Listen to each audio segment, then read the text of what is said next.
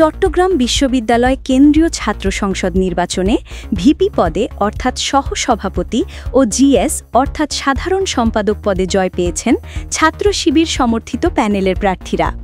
অন্যদিকে এজিএস অর্থাৎ সহ-সাধারণ সম্পাদক পদে জয়ী হয়েছেন ছাত্রদল সমর্থিত প্রার্থী।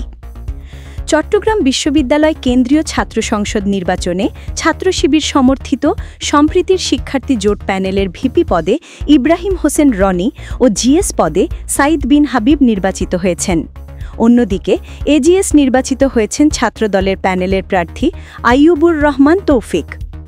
বৃহস্পতিবার ১৬ অক্টোবর রাত ৪টার দিকে ১৪টি হল ও একটি হস্টেলের অনানুষ্ঠানিকভাবে ঘোষিত ফলাফল থেকে এ তথ্য জানা গেছে। চাকসুর ১৪টি হলের ফলাফল অনুযায়ী ভিপি পদে ইব্রাহিম হোসেন রনি ভোট পেয়েছেন ৭,২২১টি আর জিএস পদে সাইদ বিন হাবিব ভোট পেয়েছেন ৭,২৯৫টি।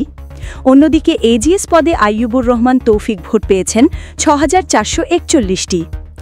বুধবার সকাল ৯টায় ভোটগ্রহণ শুরু হয়ে শেষ হয় বিকেল ৪টায়। চাকসুর ২৬টি পদের জন্য প্রতিদ্বন্দ্বিতা করেছেন ৪১৫ জন প্রার্থী, আর হল ও হোস্টেল সংসদের ২৪টি পদের জন্য লড়েছেন ৪৯৩ জন। চাকসু নির্বাচনে শান্তিপূর্ণভাবে শেষ হলেও ফলাফল প্রকাশের আগে বেশ কিছু জায়গায় উত্তেজনা দেখা দিয়েছে। বুধবার রাত ১টার পর ২ হলের ভোট কারচুপির অভিযোগ তুলে উপাচার্য অধ্যাপক ড মোহাম্মদ কামাল উদ্দিনকে অবরুদ্ধ করে রাখে ছাত্রদলের নেতাকর্মীরা। পরে রাত ৩:৩০টার দিকে অধ্যাপক কামাল মুক্ত হন। এর আগে দিনভর সুষ্ঠু ও শান্তিপূর্ণ পরিবেশে ভোটগ্রহণ হলেও ফলাফল প্রকাশের আগে বিভিন্ন জায়গায় উত্তেজনাকর পরিস্থিতি তৈরি হয়। এদিন বিশ্ববিদ্যালয়ের ১ নম্বর গেটের বাইরে ছাত্রদলের সমর্থনে বিএনপি ও ছাত্র শিবিরের সমর্থনে জামায়াতের নেতাকর্মীরা আশেপাশে অবস্থান নেন। এ সময় উভয় পক্ষই শান্তিপূর্ণভাবে রাস্তার পাশে থাকলেও অপ্রীতিকর কোনো ঘটনার খবর পাওয়া যায়নি। রাত ১টা পর্যন্ত তাদের অবস্থান করতে দেখা গেছে।